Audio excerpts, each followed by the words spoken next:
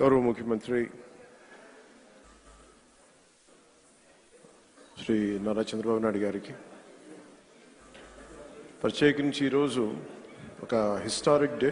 అసెంబ్లీలో కొన్ని దశాబ్దాల పోరాటం తర్వాత వర్గీకరణని ఈరోజు చాలా విజయవంతంగా బిల్లుని ప్రవేశపెట్టి దాన్ని సాధించిన ఘనత గౌరవ ముఖ్యమంత్రి శ్రీ నారా చంద్రబాబు నాయుడు గారు. అలాంటి సక్సెస్ఫుల్ ఈ రోజున శాసనసభ్యులందరూ ఈ క్రీడా సమ్మేళనం తాలూకు మన ప్రైజ్ డిస్ట్రిబ్యూషన్ కానీ, అలాగే ముఖ్యంగా కల్చర్ ప్రోగ్రామ్ చూస్తే నాకు నేను చేసిన గబ్బర్ సింగ్ సినిమాలో నా పోలీస్ స్టేషన్ సీన్కి వచ్చింది. చచ్చిపోయాను నిన్న. అంటే నేను ఎప్పుడు నా లైఫ్లో ఇన్ని దశాబ్దాలు అంటే కొంచెం మన అసెంబ్లీలో ఇన్ని దశాబ్దాలుగా ముఖ్యమంత్రి గారిని మన నారా చంద్రబాబు నాయుడు గారిని చూస్తున్నప్పుడు ఎప్పుడు ఆయన ముఖం ఇంత నవ్వుగా నేను నా జీవితంలో మనం ఎవరూ చూడలేదు. అసలు ఎప్పుడు అంటే అంటే నవ్వే పరిస్థితులు ఉండవు. ప్రత్యేకించి ఇందాక మన గౌరవ శాసనసభ్యులందరూ కల్చరల్ ప్రోగ్రామ్స్ చేస్తూ ఉంటే ఒక నియోజకవర్గాన్ని బాధ్యత మోసే ఎమ్మెల్యేకి ఎన్ని బాధ్యతలు ఉంటే 175 నియోజకవర్గాలు, ఆల్మోస్ట్ ఒక ఇన్ని పార్లమెంట్లు, 25 పార్లమెంట్లు, ఒక రాష్ట్రం, ఇన్ని కోట్ల మంది జనం బాధ్యత మోసే వ్యక్తి నవ్వు రావడం అనేది ఉండదు. ఎప్పుడు లోపల ఎలా చేయాలి సమస్యను ఉంటుంది. అలాంటి వ్యక్తికి మీరు, అలాంటి బలమైన నాయకుడికి మీరు నవ్వు కలిగించినందుకు మనస్ఫూర్తిగా మీకు చేతులెత్తి నమస్కరిస్తున్నాం. ఒక సింపుల్గా చెప్పాలంటే మీరు చేసిన performance simple I can say wow. అసలు ఎంత ఆనందాన్ని ఇచ్చిందంటే నేను మర్చిపోయాను. నేను అసలు అంటే నేను ఇంటికి వెళ్ళి కూడా కొన్ని రోజులు నవ్వుకునే పరిస్థితి ఉంది నాకు. అంటే ఇది ఎంత అంటే ఇది మన ఒక్కళ్ళకి ఆనందం కాదు. ఇది శాసనసభ్యులు అంటే ఎప్పుడు వ్యక్తిగత కక్షలు, గొడవలు, అరుపులు, కేకలు అన్న సంస్కృతి గత 5 సంవత్సరాలుగా చూసాం. అలాంటిది మనందరూ విభిన్నమైన పార్టీలకు చెందిన వాళ్ళం, అందరం కలిపి ఎన్డీఏ కూటమి. అలాంటి ఇదే వేదిక మీద అనుకుంటగా మన ఎన్డీఏ కూటమి మొత్తం ఆ రోజున పురంధేశ్వరులు గారు కానీ, నేను కానీ అందరం ఆ రోజున గౌరవ ముఖ్యమంత్రి గారిని ప్రతిపాదించినప్పుడు ఒక కొత్త ఆశ కలిగింది. రాష్ట్రానికి 5 కోట్ల మంది ప్రజలకి, దేశానికి ఒక బలమైన, ఒక సమర్థవంతమైన నాయకత్వం ముందుకు వచ్చింది నడిపించడానికని. ఈ రోజున సమర్థవంతమైన నాయకత్వమే కాదు, ఆనందాన్ని పంచే నాయకత్వం కూడా శ్రీ నారా చంద్రబాబు నాయుడు గారిలో చూసాం.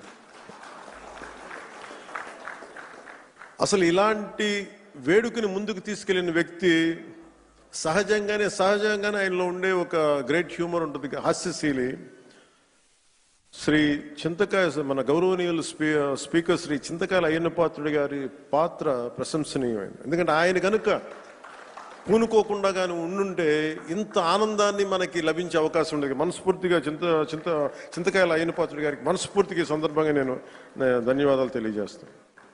అలాగే గౌరవ అసెంబ్లీ చైర్మన్ శ్రీ కొయ్యి మోషన్ రాజు గారికి, అలాగే దుర్యోధనుడిగా మనందరిని ఆలోచించిన శ్రీ రఘురామకృష్ణరాజు గారికి, కమిటీ సభ్యులకి, స్పోర్ట్స్ డిపార్ట్మెంట్ అధికారులకి, కార్యక్రమాన్ని విజయవంతంగా ప్రతి ఒక్కరికి నా హృదయపూర్వక కృతజ్ఞతలు. ఈ 3 రోజుల పాటు మన శాసనసభ్యులు cricket, tennis, shuttle, volleyball, kabaddi, athletics, tug of war అనే క్రీడల్లో ఉత్సాహంగా పాల్గొనే క్రీడా స్ఫూర్తిని ప్రదర్శించారు. నాకు దురదృష్టవశాత్తు ఏంటో నేను ఎప్పుడు నా క్రీడలు నాకు తెలియదు. చిన్నప్పటి నుంచి కూడా మొట్టమొదటిసారి నాకు కూడా ఒక ఆశ కలిగింది, నాకు కూడా చేయాలనిపించింది. మీకు వచ్చే సంవత్సరం ఒక ప్రయత్నం చేస్తాను. ఈ పోటీలో విజయం సాధించిన సభ్యులందరికీ నా హృదయపూర్వక అభినందనలు. మీరు చూపించిన సహనశీలత కానీ, పట్టుదల కానీ, ఇది ఏదో సరదాగా ఇవన్నీ కంటే కూడా మనందరి మధ్య ఒక స్నేహపూర్వకమైన వాతావరణం, అంటే ఏదన్నా సమస్యలు వస్తే కలిసికట్టుగా పోరాడే ఒక ఐక్యతనిచ్చింది. అది నాకు చాలా చాలా ఆనందాన్ని ఇచ్చింది. అందరం పార్టీలకు అతీతంగా మర్చిపోయి, ఆ సీనియారిటీ జూనియర్ని తారతమ్యాలని మర్చిపోయి అసలు ముందు తీసుకెళ్లిన విధానం, ఈ స్ఫూర్తి ఒక ఆంధ్రప్రదేశ్కి కాదు భారతదేశానికి కూడా ఒక స్ఫూర్తి అని మనస్ఫూర్తిగా నాకు నిజంగా చాలా ఆనందంగా అనిపించింది. అలాగే దీన్ని ముందుకు తీసుకెళ్లిన ప్రతి అంశాన్ని ముఖ్యంగా ముందుకు తీసుకెళ్లిన మా ఎమ్మెల్యేస్ అందరికీ కూడా స్పోర్ట్స్ అథారిటీ ఆంధ్రప్రదేశ్ క్రీడా సాధికార సంస్థ ఈ కార్యక్రమాన్ని విజయవంతంగా అందించిన సహాయానికి నా హృదయపూర్వక కృతజ్ఞతలు తెలియజేస్తాను. క్రీడా మైదానంలో ఏర్పాట్లు కావచ్చు, అవసరమైన క్రీడా సామాగ్రి, క్రీడాకారుల సౌకర్యాలు వంటి అన్ని విషయాల్లో వారు చేసిన కృషి చాలా చాలా ప్రశంసనీయం. శాప్ అధికారులు, కోచ్లు, మరి సిబ్బంది మన అందరి తరపున ప్రత్యేక ధన్యవాదాలు తెలియజేస్తూ, మీ అంకిత భావం వల్లే ఈ రోజున క్రీడా సమ్మేళనం ఇంత విజయవంతంగా సాగింది. ఈ సమ్మేళనం విజయవంతం చేసిన ప్రతి ఒక్కరికి నా మనస్ఫూర్తిగా అభినందనలు తెలియజేస్తూ, ఈ పోటీలో పాల్గొన్న ప్రతి ఒక్కరికి నా ప్రగాఢ అభినందనలు తెలియజేస్తూ, విజేతలకు మరొకమారు శుభాకాంక్షలు తెలియజేస్తూ, మనందరం ఈ స్ఫూర్తిని, ఈ ఆనందాన్ని ముందుకు తీసుకెళ్తూ ఈ ప్రజా సంక్షేమం కోసం, ఆంధ్రప్రదేశ్ అభివృద్ధి కోసం గౌరవ ముఖ్యమంత్రి గారి స్వర్ణాంధ్రప్రదేశ్ 2047 దిశగా అందరం అడుగులు వేయాలని, ఈ కనీసం నేను ప్రతిసారి పదే పదే చెప్తాను, ఈ ఆనందం కనీసం స్థిరత్వం ఇవ్వాల్సిన ఆనందం, కేవలం మనం ఈ రోజున ఆనందంగా ఉండటమే కాదు, ఈ ఆనందాన్ని వచ్చే కనీసం 1.5 దశాబ్దం పాటు మనందరం కృషి చేసి ముందుకు తీసుకెళ్తే తప్ప ఈ గాడి తప్పిన ఈ రాష్ట్రాన్ని గాడి పెట్టాలంటే కనీసం 15 సంవత్సరాలు కనీసం పనిచేయాలి. ఇది ప్రధానమంత్రి గారు 3వసారి ప్రధానమంత్రి అయ్యారు. అలాగే ఆయన 3 పర్యాలు నేను ముఖ్యమంత్రిగా చూడాలి, నాకు మనస్ఫూర్తిగా నాకు ఆశయం, కోరిక కూడా. ఎందుకంటే ఆయన అనుభవాన్ని మనం ఎక్కడ కూడా అసలు పక్కన పెట్టలేం. సో ఆయన దగ్గర నేను మనస్ఫూర్తిగా ఈరోజు మరోమారు గౌరవ సభ్యులందరి తరపు నేను ముందు చెప్తున్నాను, ఆయన దగ్గర నుంచి నేర్చుకోవడానికి కానీ, ఆయన కింద పని చేయడానికి కానీ నేను అనుక్షణం ఎప్పుడు సంసిద్ధంగా ఉంటానని తెలియజేసుకుంటూ, నాకు ఈ అవకాశాన్ని ఇచ్చిన ప్రతి ఒక్కరికి ధన్యవాదాలు తెలియజేసుకుంటూ, ముఖ్యంగా మీరు ఇంటికి వెళ్ళేటప్పుడు మీరు చాలా అనుభవాలు తీసుకెళ్తున్నాను.